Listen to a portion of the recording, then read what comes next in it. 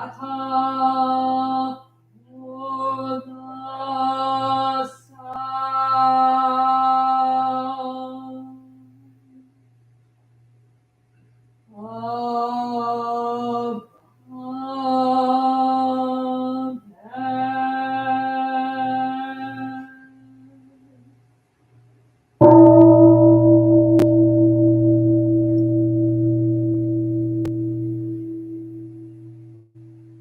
mind calm, body at ease, breathing quiet, sentiment benevolent.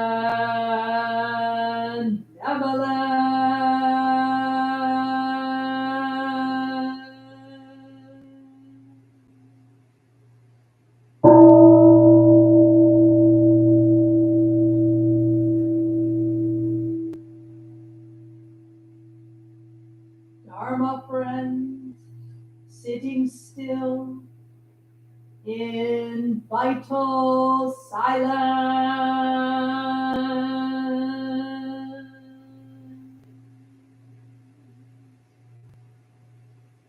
Wanting nothing, we practice eco-Buddhism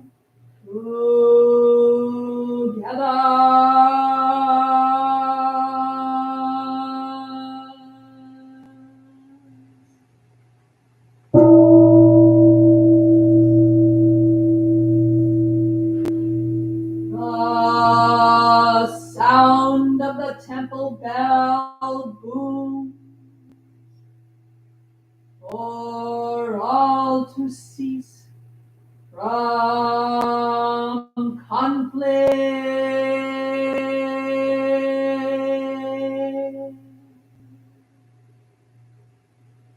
May the way of Buddha usher in the dawn of nonviolent, noble village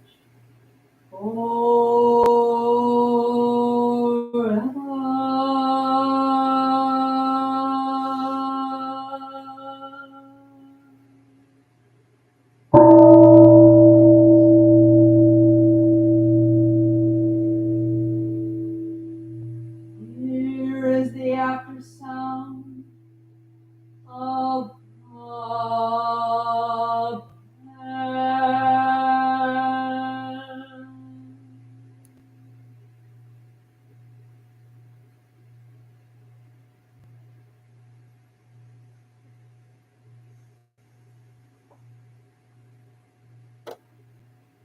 thunder of silence, light after Dharma rain.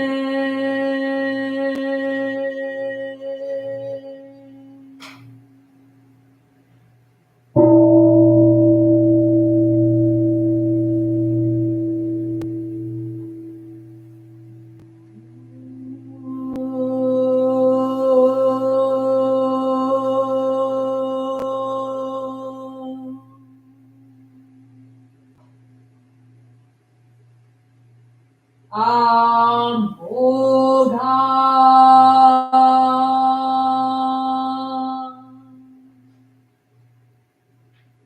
Varochana Mahamudra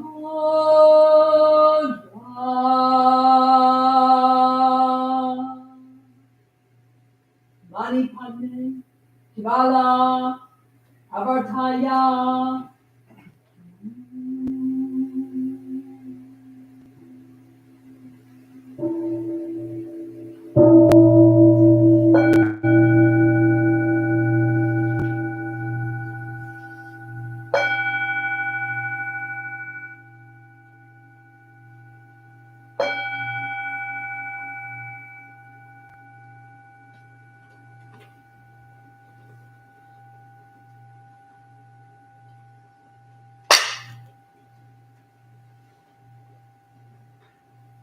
Please take a moment to straighten your mats and cushions, and then stand facing the altar for chanting the repetitions.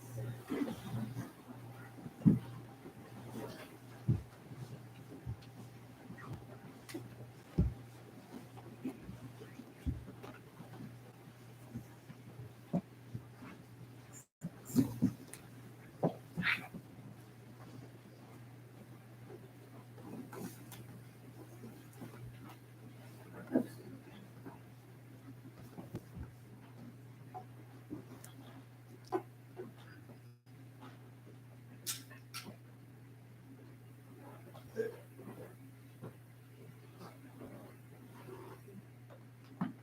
you can see our tradition, which comes to us from South Korea.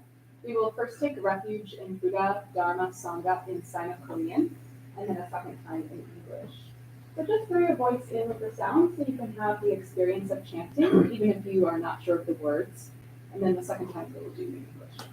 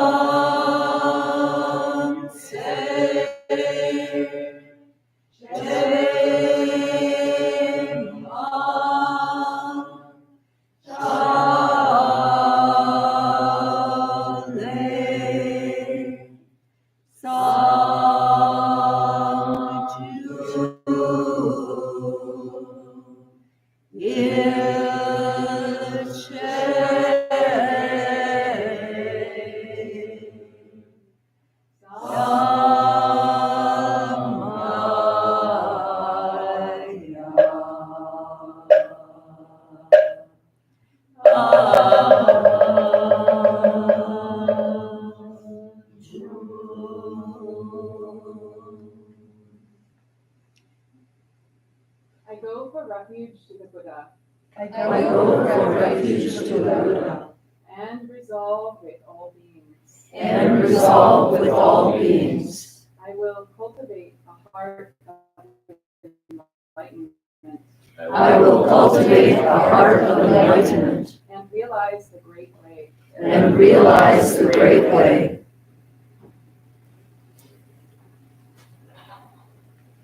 I go for refuge to the Dharma I go for refuge to Dharma and resolve with all beings. and resolve with all beings. I will penetrate the teachings I will penetrate the teachings and uncover oceans of wisdom. and uncover oceans of wisdom.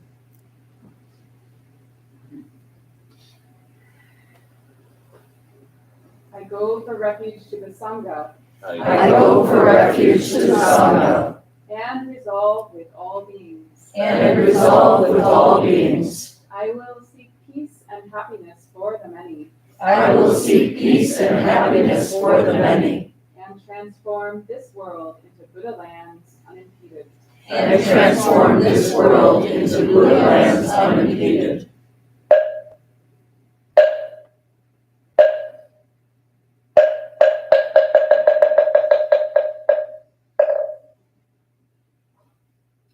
Please return to your places now for another shorter period of meditation, about 5 minutes.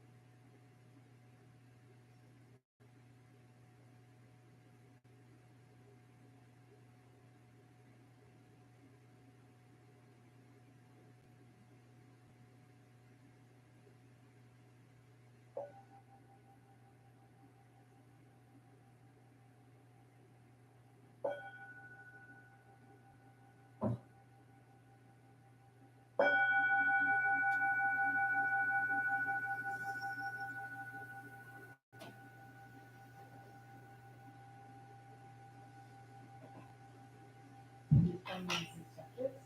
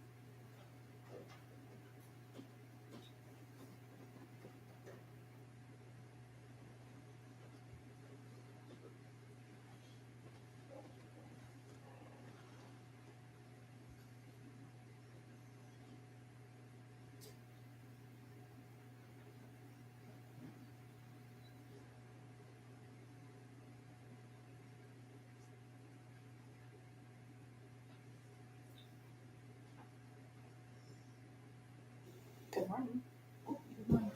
Can you hear me okay? Yeah. Well, good morning, everyone. My name is Dagwa Kelly Davenport. I am one of the Dharma teachers here in Ann Arbor. And about almost exactly 20 years ago, I was living out in Washington State on Puget Sound, kind of just south of Seattle. And I was in my early 20s at that time. And I remember going to the bookstore in Seattle, and somehow I ended up in the Buddhist section. And I bought this book. This is the first book on Buddhism that I ever bought, I think.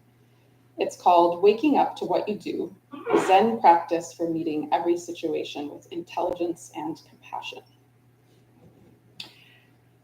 And I remember looking back on that time in my life, I don't think I knew it at the time, but I was pretty lonely and confused. And maybe that's why I ended up in the Buddhist section of the bookstore. I'm not sure.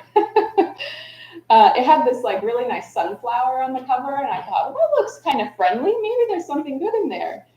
And I remember reading, like a chapter a night before I would go to sleep, and just feeling kind of like this sense of relief, because what I was reading, I recognized my own experience in that, and it felt sort of like this little bit of understanding that I didn't have before. And so I want to read you a section in particular that really struck me at that time and that I still think about. So this book is by a Buddhist teacher named Diane Eshin Rossetto. So she writes, some years ago, I read an interview with a young performer from a family of trapeze artists. The interviewer suggested that she must be pretty strong physically to be able to control the swing. The young artist answered, physical strength isn't really necessary. Sometimes it can save you if you make a mistake, but if you're relying on strength, you're doing it wrong. The trapeze is all about timing. It's letting the trapeze do the work for you. The trapeze artist went on to say that the most important part of the trapeze action was something called the dead spot. The dead spot comes, quote, at the end of the swing when the swinging bar stops moving in one direction and starts moving in the other, like when you're highest on a playground swing. The whole idea is to use that change of momentum to create the trick. She explained that it is there, in that moment, that the next trick is born.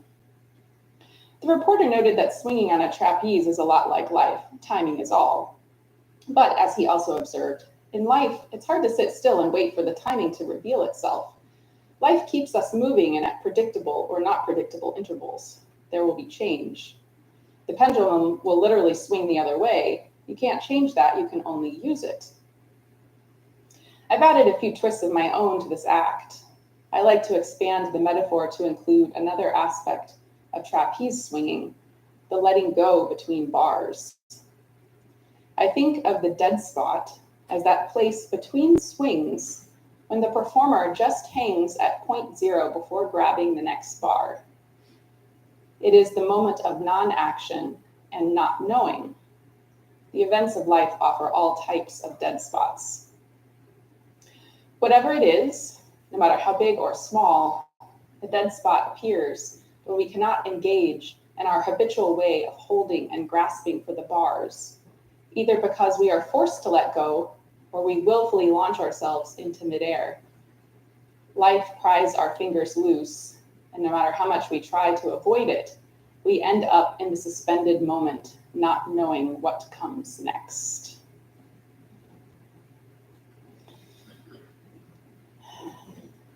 So I remember reading that and feeling that sense of recognition. Someone was sort of articulating what it felt like to be kind of unsure and confused about what I was doing with my life.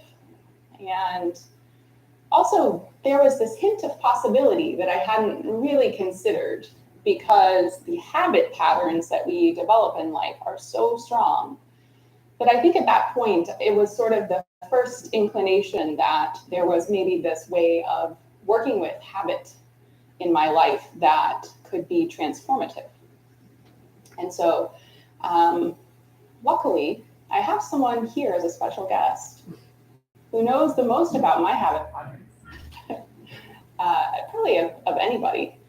Chagak, do you want to come up?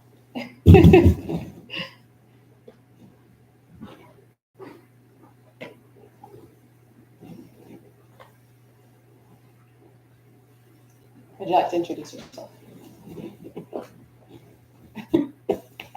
Hello, everyone. I'm Chagak. My street name is Ian, and I've had the privilege and pleasure of being married to Jagua since the Obama administration. Yeah, like 14 years now.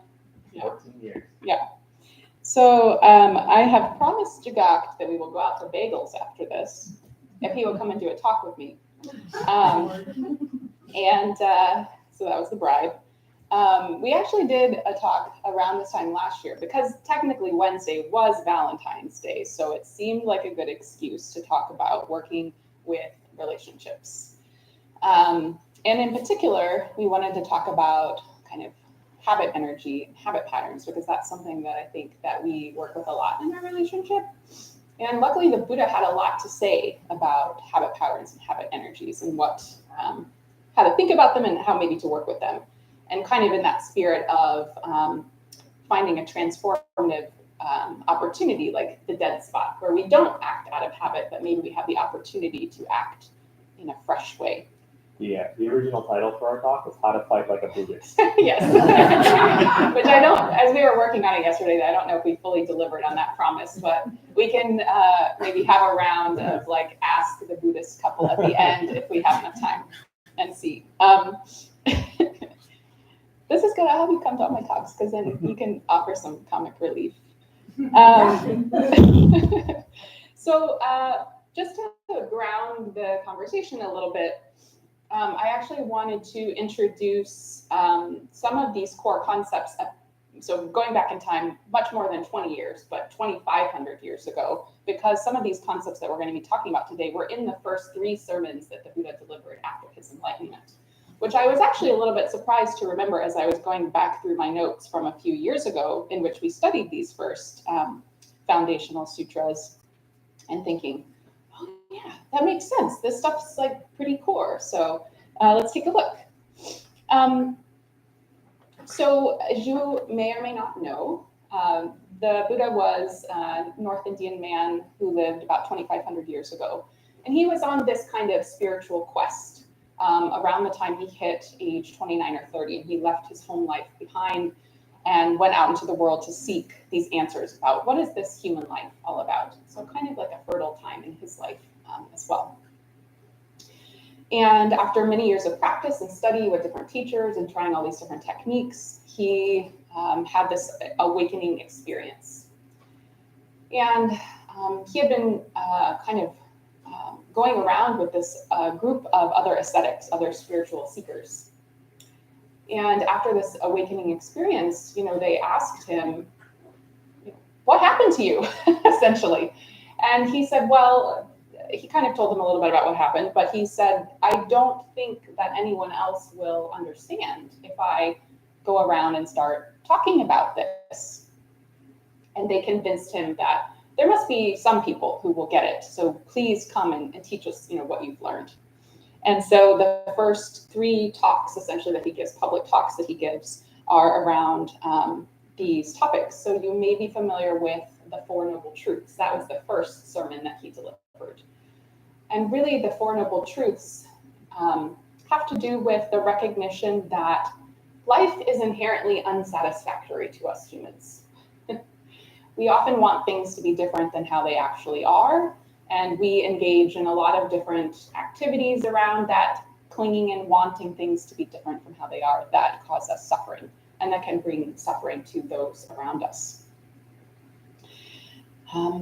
What was particularly interesting to me, though, as I was going back through my notes, I guess I had done a little bit of research on some of the kind of metaphorical significance of the words that the Buddha was using in these talks. And there was some cultural context that I didn't pick up on when I first read this, that I had kind of discovered through my research. So let me try to explain a little bit about it. The metaphor that the Buddha uses is imagining this fire. And of course, a fire usually is burning on some type of fuel or wood, right? And so the term that he uses for the extinguishing of our suffering, this flame, is nibbana, which actually translates to unbinding, but has the cultural significance of the extinguishing of a fire. And what was interesting to me is that ancient Indian belief was that a burning fire was trapped on its fuel source. And so the extinguishing is not maybe what we would imagine as a kind of loss. But the belief was that once extinguished, this energy returned to the cosmos. So it was actually a kind of returning to oneness, this extinguishing. So that's what that metaphor has bound up in it. And so he also spoke about these kind of what is this fuel, right? We have the image of the fire. So those are the 5 skandhas. And a skandha literally means like a bundle of wood. So the 5 skandhas that make up kind of our human form or our belief in form are things like form, like physical forms, feeling, our perception, mental fabrications, thoughts, and consciousness. So being aware that we are thinking. And so his early teaching was all about essentially how to understand this suffering or this caught upness in the world, imagining this fire where our perceptions, thoughts, beliefs are fueling kind of this separateness. And then the other one that I wanted to talk about that I think particularly relates to habit energy is he gave a talk about this idea of not self. And I remember kind of being drawn to that idea of not self, but not really knowing what that meant. So essentially in this talk, what he's telling people is those 5 skandhas, those fuel sources essentially for how we're getting caught up, like form, feeling, consciousness, perception, they all have these impermanent qualities. They're always changing. And so they can't actually be a permanent self. And so he's using this concept of not self to say, those things that you think you can point to and say, that's me, and therefore I should behave in this certain way, it's not actually the case. There's an impermanence to them that you can't rely on, and therefore you can let go of this attachment to these things. And so we could think of not self as a concept, but also kind of as a strategy. And so he kind of is implying in this talk, not self as a strategic way of relating to the world where we can remind ourselves, these things aren't really me. So maybe I have this opportunity to respond differently, which is kind of how we get back to habits. So the third talk was about the 3 poisons, which is what Chagak was interested in talking about. Would you like the microphone? Yeah, so when Jagwa asked me if I wanted to come and do another relationship Valentine's Day talk, the first thing that sprung to mind were the 3 poisons.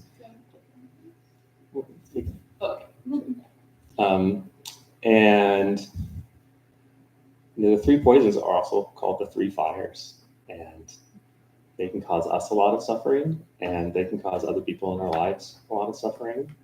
They are greed, aversion, or sometimes hatred, and delusion. And in thinking about this, it's been my experience that a lot of people have a favorite poison. That's where their habit energy tends to go.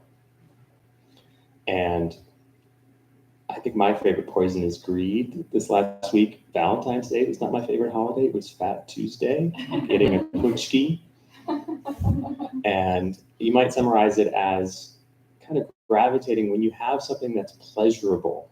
You want more of it. You don't want it to stop. And taken to its extreme, this can lead to all sorts of bad things, compulsions, spending too much money,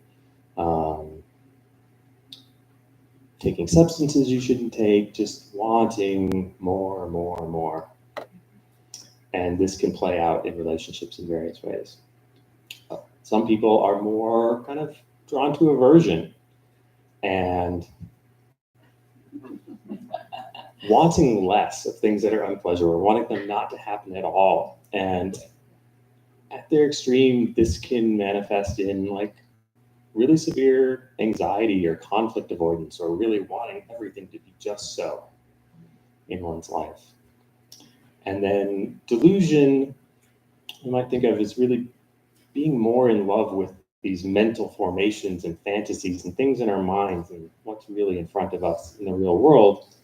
And the sort of example of where this can get really poisonous that occurred to me is sort of like political tribalism, really being wedded to a certain faction, no matter what the facts say or what the reality in front of you says. And there's lots of different ways, big and small, that these things can manifest in our lives and in our relationships.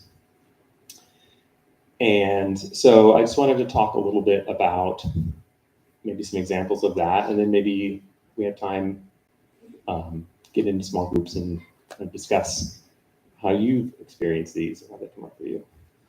So, as I said, I tend to gravitate towards greed.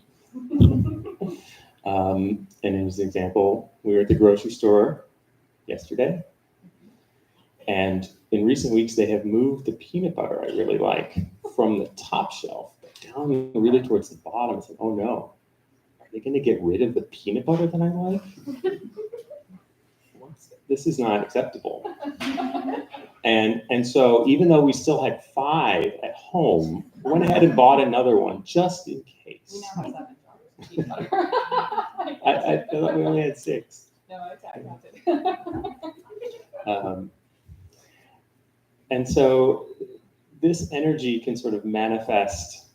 The other place for me that this manifested, I held out until October of 2022 getting a smartphone because I knew that I would use it and that those little dopamine hits that it's designed to give you, like I would want those. And so I'm now one of those phone people. We're thinking of aversion. Deb, do you want to tell the story about the crumbs? Yeah.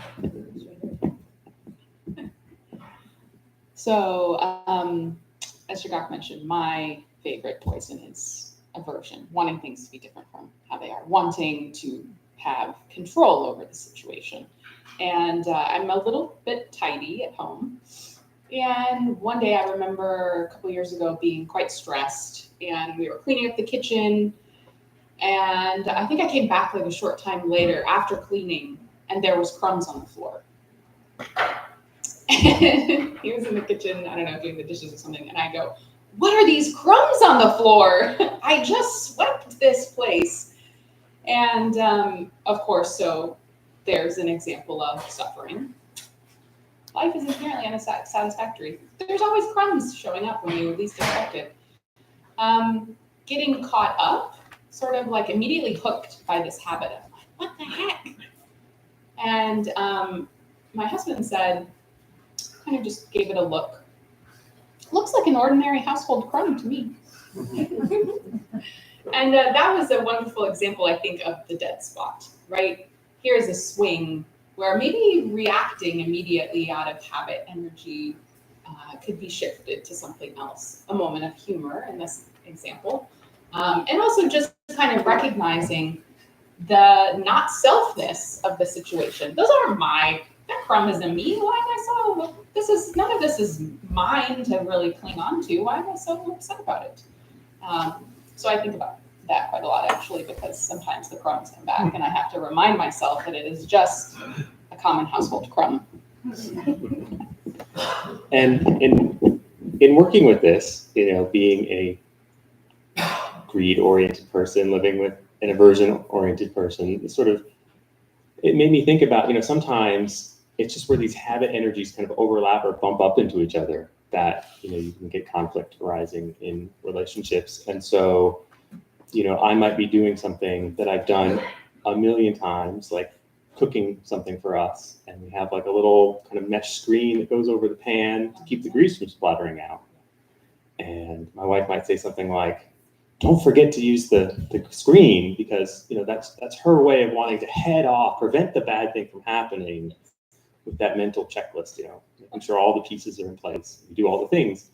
To the other person, that can feel like, "You think I'm dumb? Like, I've been doing this for 40 years. Like, I was planning to use that. You don't have to tell me, And so but these are places, I think, so the big picture for wrestling with these things, as Jaguar mentioned, the Four Noble Truths and the Eightfold Path really set off this big course of study, course of work for dealing with these.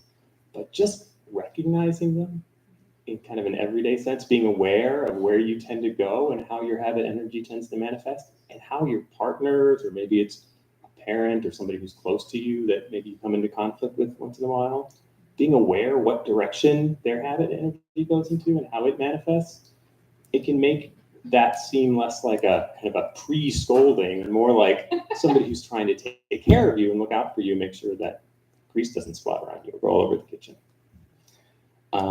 And then, with delusion, I was trying to think about how that manifests in relationships. And Jaguar and I know somebody who it's very much like a, oh, don't worry about that. Everything will be fine. It'll work out. You mean my mom? I didn't know if she might be watching, so I wasn't going to say. It's okay. And then, we might be sitting there thinking, well, somebody's got to do the work. Somebody's got to figure this out. And I guess that's going to be us. And, so that kind of not wanting to look at reality or the steps that are needed to make something happen, and it just kind of puts that all on other folks. Or it might be you have this fantasy in your head. You've been thinking about all day, I'm going to have this wonderful romantic evening, I'm going to cook dinner, and this will happen, and that'll happen. You're playing this whole scenario out in your mind. And then your partner comes home, and they're like, yeah, I'm really tired. Let's just watch TV or whatever. And then you've got all that suffering related to this fantasy bursting. Or it could be you meet somebody, and by the second date, you're ready to bring the U-Haul and move in. You're like, I've got to have more of this person in my life forever and ever. So I was thinking, if you have more to add, we might break up into small groups of 3 and 4 and just maybe talk. Do you have one of these habit patterns, one of these poisons that tends to be your go-to, and how does that manifest in your close relationships? Yes. So let's take about 5-8 minutes to do that. Maybe groups of 2 or 3. Try to find someone that perhaps you do not already know, and see what comes up for you. And then we'll have a chance to talk about it back as a big group. So I'll ring the bell at the end of that 5-7 minutes.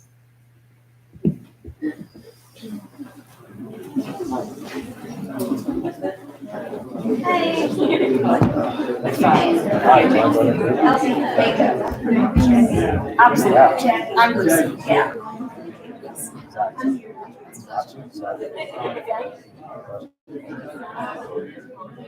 Yeah, it's one of our first times here.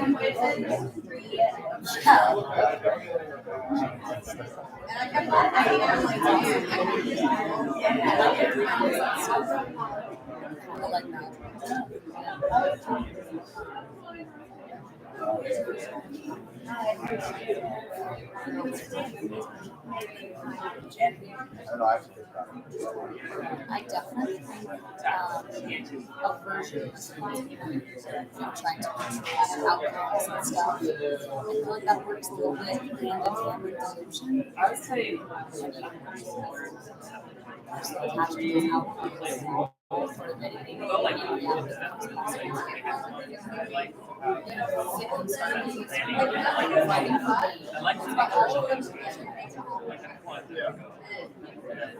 That's usually where the others. I feel like I definitely trying to be because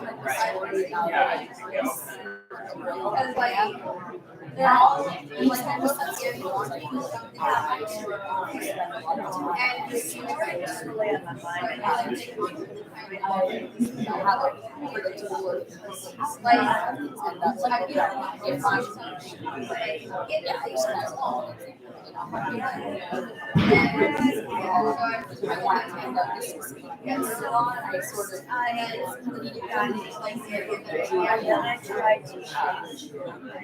control everything's action. I don't know how to get this right. And I think that makes it sometimes really hard to make like best intentions.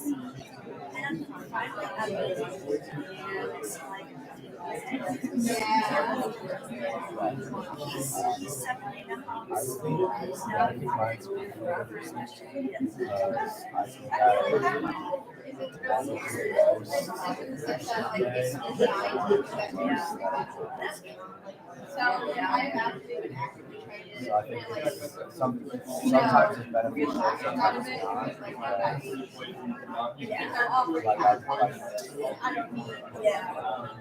stuff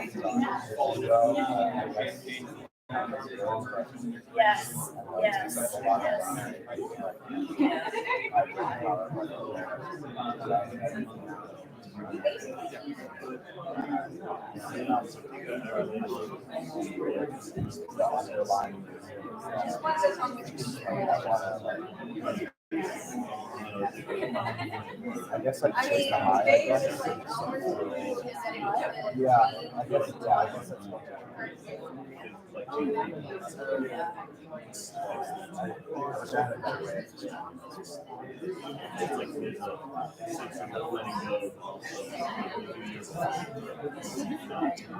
yeah, but I feel like that like it's good because like I get but also I feel like time that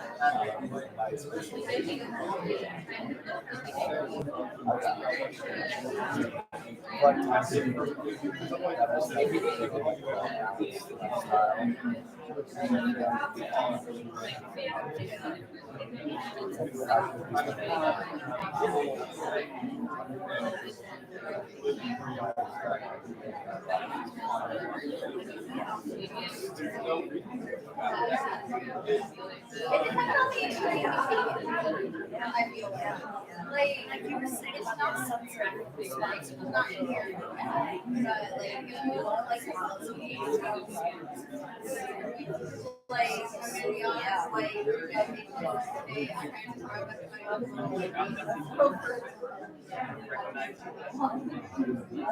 but I thought it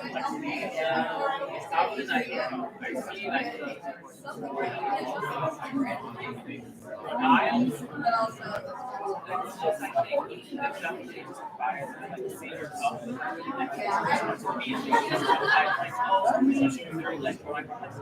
it's just how I act today. That's not how you do it, right? Like giving yourself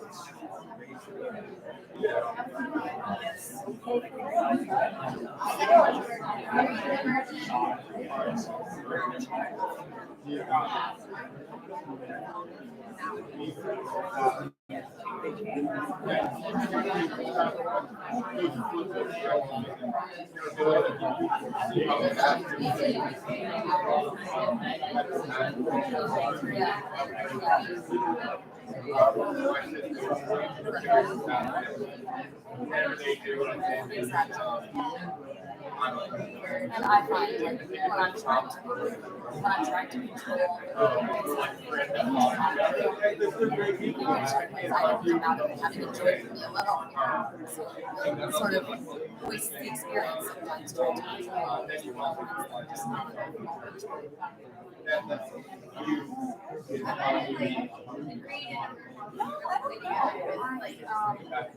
I definitely like resource that I have like OCD, so like I'll give it a certain time to I don't know, I guess maybe just in like the way that my household was when I was young.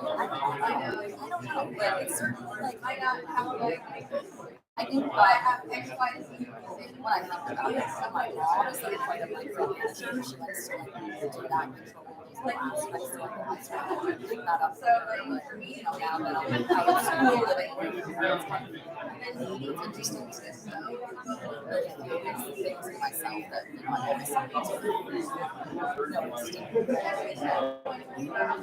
always that's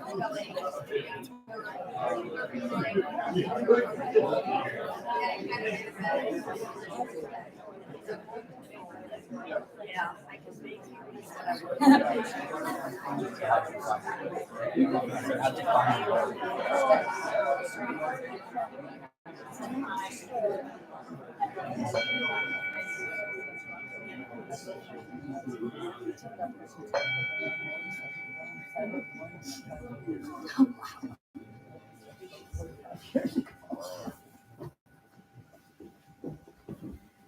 Maybe just taking a couple of deep breaths and reflecting on what you heard, what you said.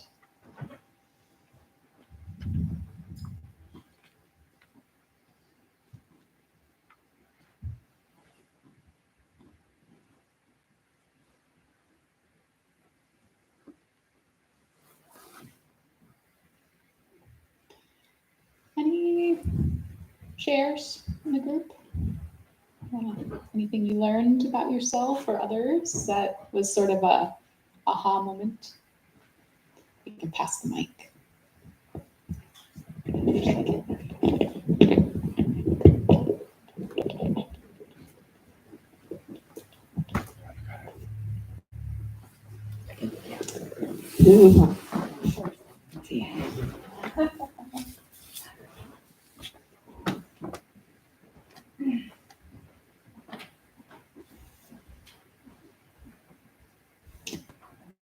Very simple. Short but sweet. But I think it's not working. and sometimes it doesn't pick up if you're far away. No, it's just a little short and sometimes it just kind of takes out.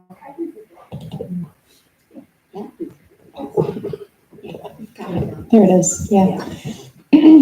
Very simple, short but sweet.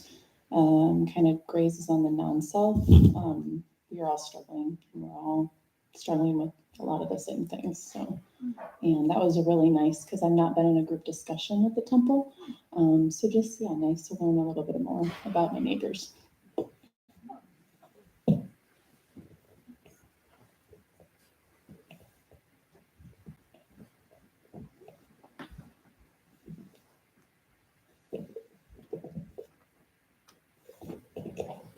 I guess the realization for me, both like before the conversation and especially during the conversation, is that I feel like all the poisons are are one and the same in the end. Like they all can tie together, and it's one can be the most obvious, but saying that like aversion is just wanting to get away from it. It's because you have the greed, for example, to want things to be different.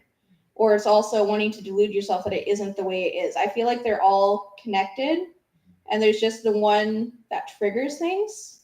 So I find that like even now, especially after talking, they're all kind of one and the same in a way, just look different.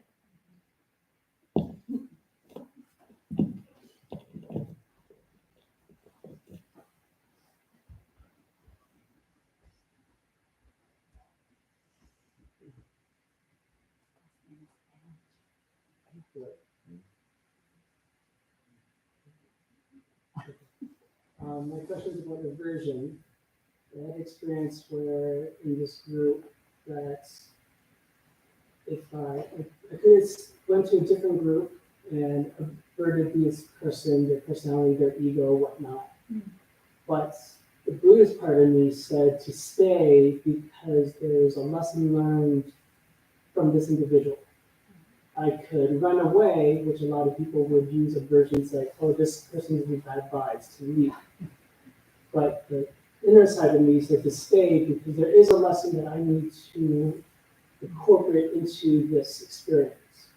So when do you find that when you have this aversion, that fine balanced line between staying and growing? It affects you, but it doesn't affect you. You know, with that.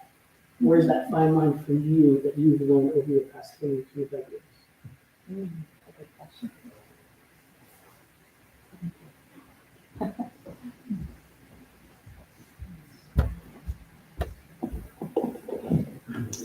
I love that question. I think the short answer is that the more I stay with the Buddhist practice, the more I realize that I need to stay with everything else a lot longer than I originally thought. And that is when I have an aversive experience. For one, over time, I think some of the rough edges get a little softer. And so the strength of that habit energy that comes up is somewhat diluted. Of course, then when it does happen and it's very strong, it's like, whew, where did this come from? You know, I was doing so great. I had it all figured out. And then, you know, something bigger happens. So I think in some ways, the smaller things are kind of like building up capacity and discernment for recognizing situations where things are a little bit more complex, which kind of gets, I think, more to your question. The thing that comes to mind as a specific example for me is a few years ago, I was in a job that was extremely challenging for me, and both challenging personalities, challenging expectations, and on a daily basis, I was questioning like what I should do about it. How do I keep showing up in a situation that is like really hard and made me question if I should just quit, basically. And so it was like a constant asking myself, you know, am I showing up with integrity and alignment with my values? Am I doing what I can within my power to contribute to a positive situation? Am I giving people the benefit of the doubt? It was sort of like all those little skills that I had built up were like coming to the fore. And it still turned out that for me, the answer was I still needed to leave. There wasn't something that I could kind of salvage about that particular work relationship. But it was an amazing opportunity to practice because I couldn't just quit. I had to really stay in it long enough to know the answer, like for myself. Did I really work with this in a truthful way? And so I don't know if that helps answer, but that's what comes up for me. Yeah. Other comments or questions? Yeah.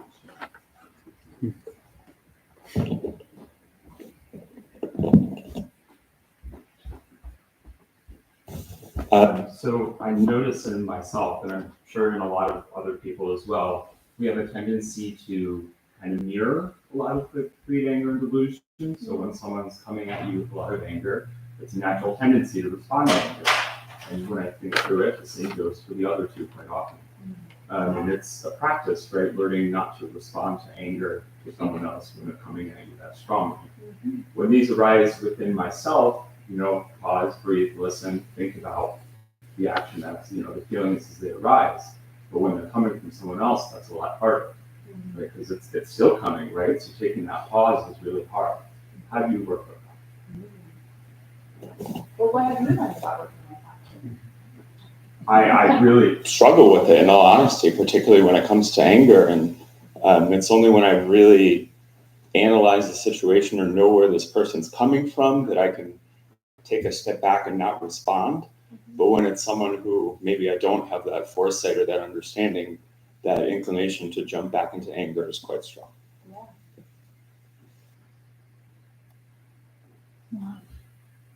Did you want me to answer your question? Yeah. Yeah, Sogan wanted me to respond and then we'll.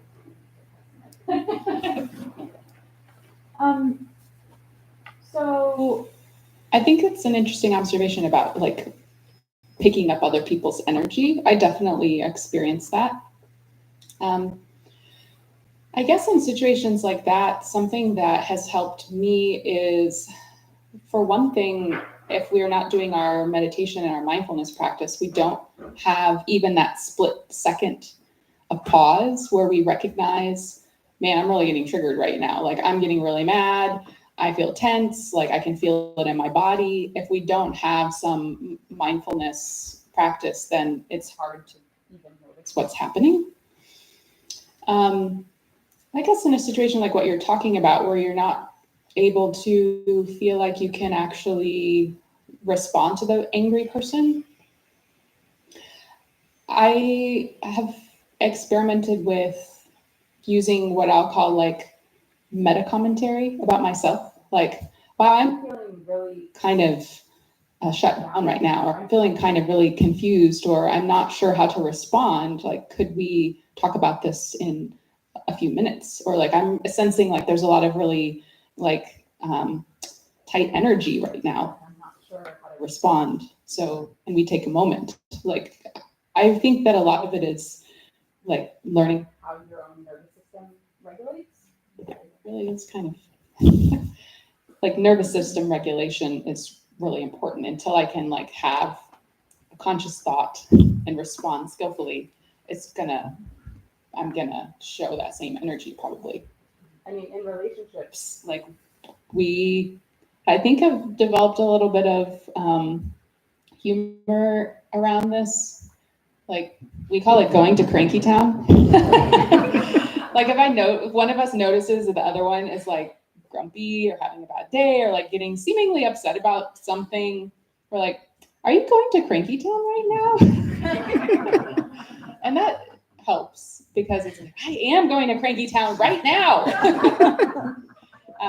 So we try to bring, I think in our particular relationship, we bring humor. Obviously out in the world, especially if you don't know the person that well, like maybe it's not possible to know how to relate on that level, but I don't know, maybe. Try. Yeah.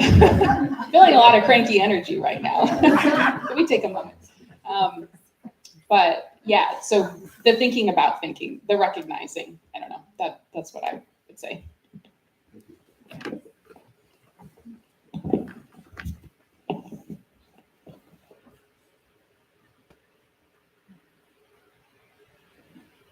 If, is it on? No. No. You mentioned aversion, greed, and delusion. The Buddha said, we great possessions is our health, contentment, and trust. So I have my health. I'm in my 70s. And I'm Content with what I had at the moment. But I have an aversion. You had y'all up there as a married couple. I can identify. You know, I do not like my door to my home to be open and closed at night. You know, that just rattles me. You know, as I was sharing with my group today. You know, I don't have the confidence I once had when I was in my 30s and 40s and 50s. You know, I don't feel that secure. But I have to make sure my heart is secure. And I suffer from a massive delusion. I'm dead. Your husband. I got this delusion that one day my wife is going to give me that child. He said, that child on through school. That's not going to never happen. And I do that one day that the other church. One of the happiest of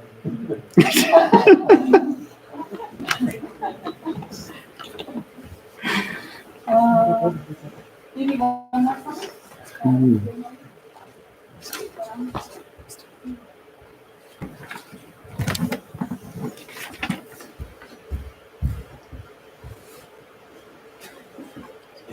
I just have a comment on the previous topic. So lately, in my profession, workplace, there's a lot of competing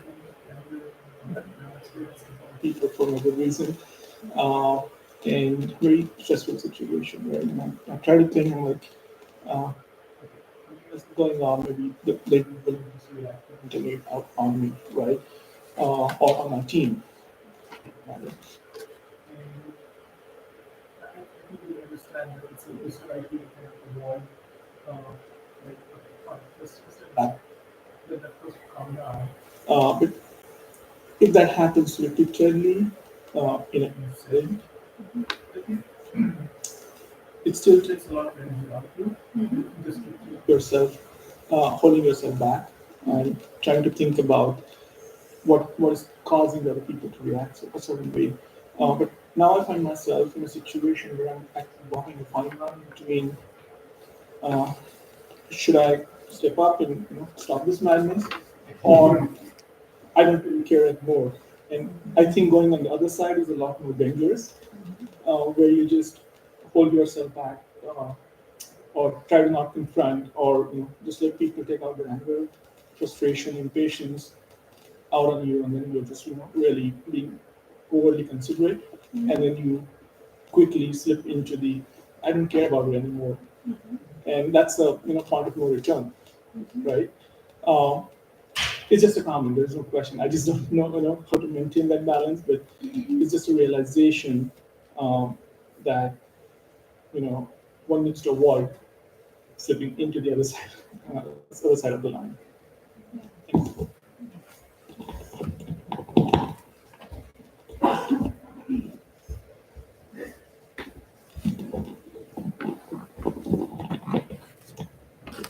Yeah, thank you for that. And thank you for all of the questions and comments. I would say, I guess, just to your point, G, yeah, we have this Buddhist concept of discernment, right? Wisdom.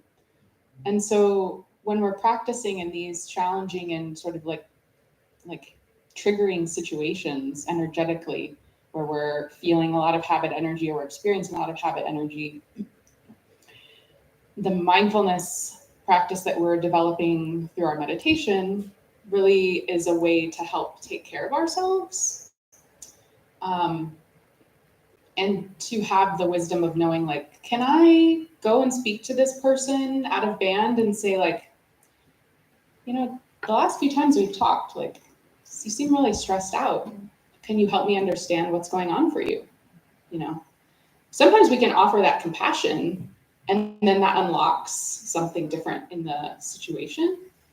And sometimes we're really run down and we can't offer that to people. And maybe we need to recognize, wow, I've got nothing to give in this situation. I need to then take care of myself so that I can come back into alignment with what I care about, which is having a good working relationship, coming back to our values. And so like these precepts of our moral guidelines are kind of helping give us these bumpers, but also our practice is helping us recognize in each situation, like what do we zig or do we zag, and it depends. Yeah. So I'm wondering, there's a lot of comments on this. Oh, yes. Yeah, so Sanong from Seattle says, great Dharma talk, Jagwa. I will steal your phrase going into Cranky Town. All right. I kept thinking, won't you take me to Cranky Town? We sing the song sometimes. Yeah.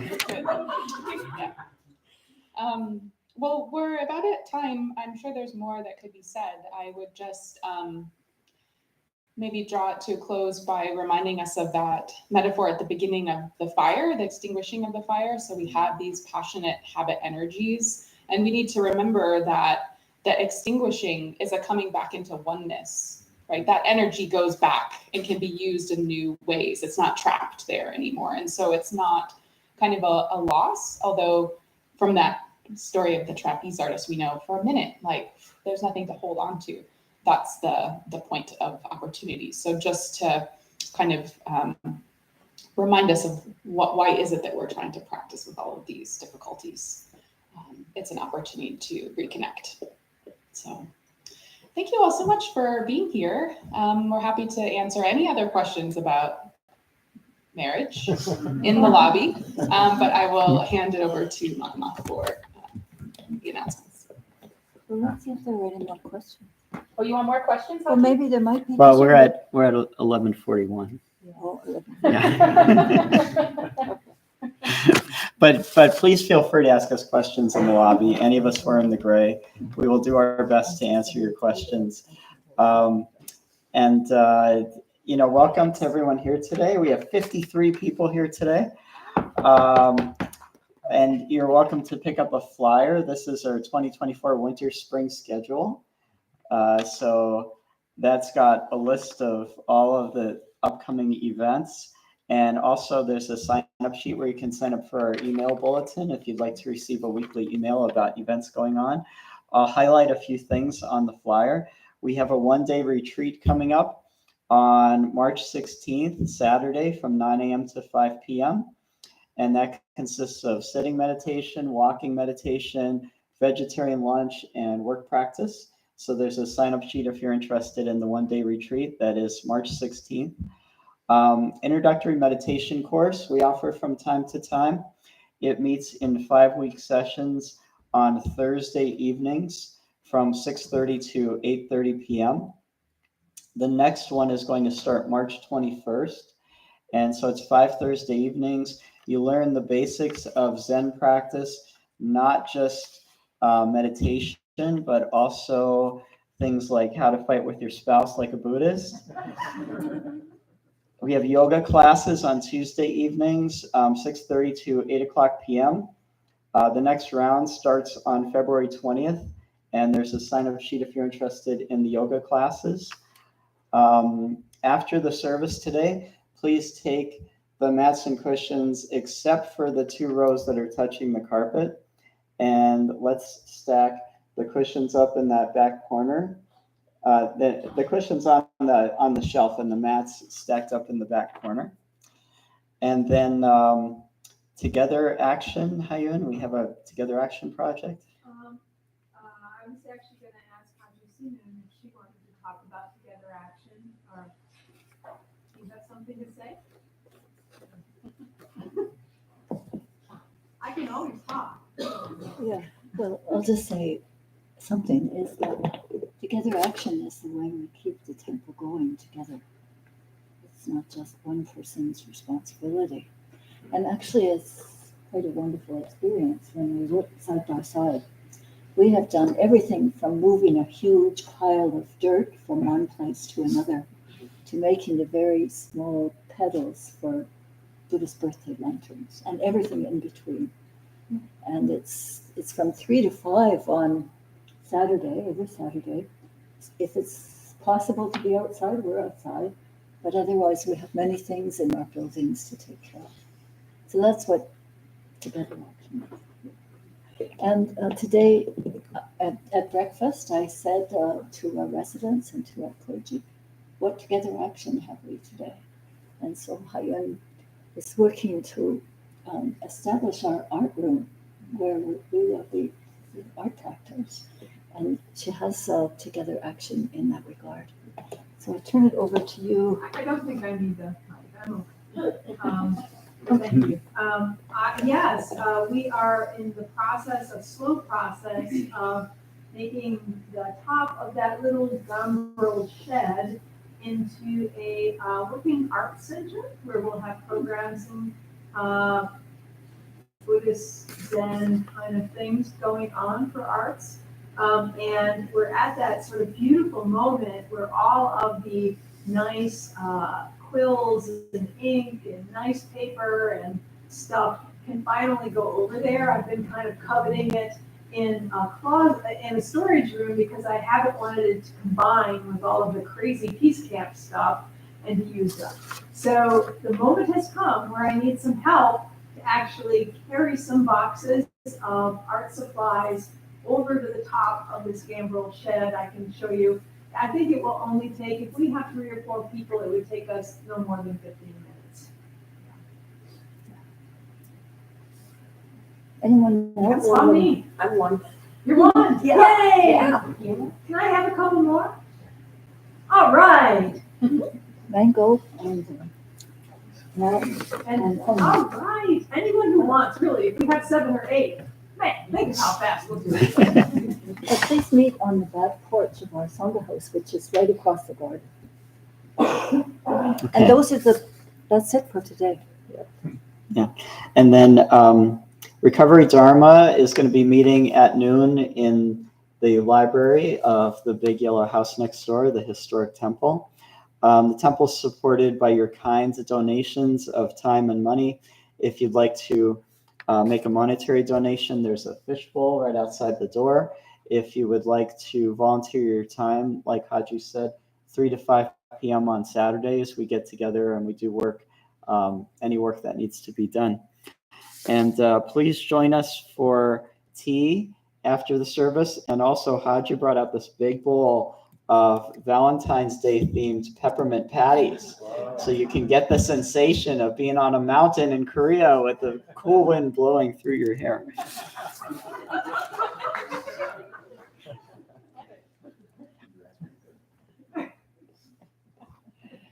All right.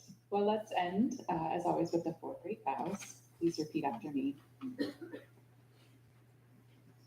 All beings, one body. All beings, one body. I vow to liberate. I vow to liberate. Blind passions, one root. Blind passions, one root. I vow to terminate. I vow to terminate. Dharma gates, one mind. Dharma gates, one mind. I vow to penetrate. I vow to penetrate.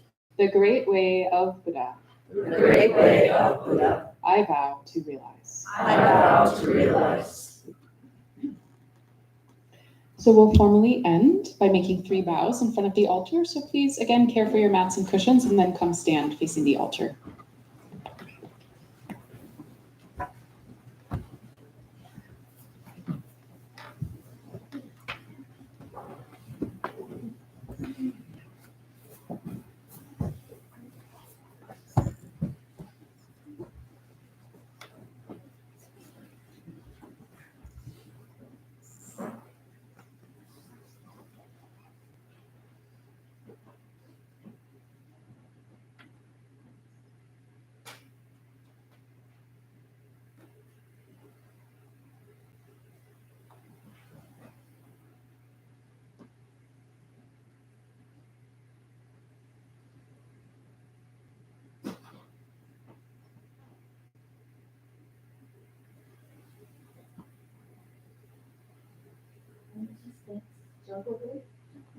He's got fine, Peter. Thanks very much, both of you, for coming together like this. This one,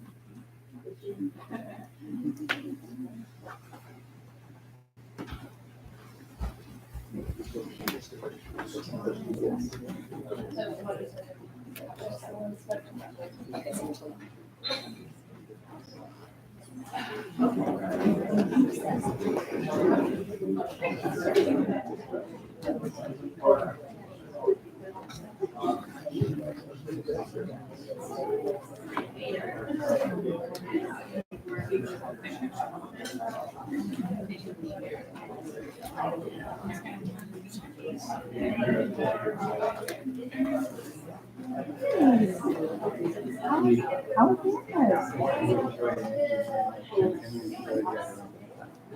Isn't that a precious island? Very very rustic. Like a version of Gonzalo. Oh, yeah. It's crowded.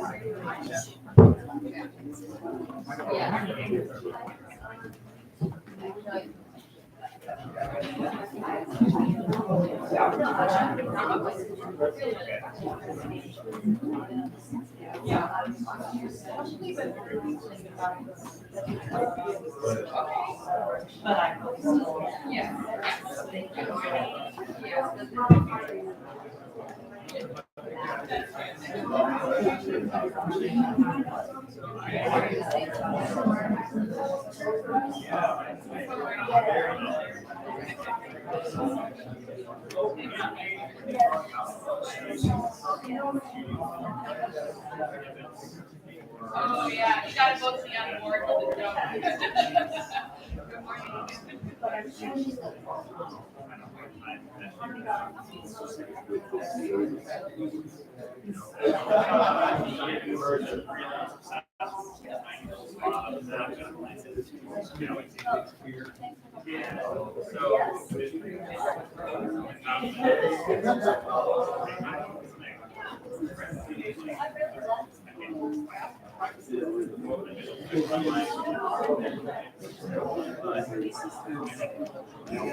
We have a law firm. That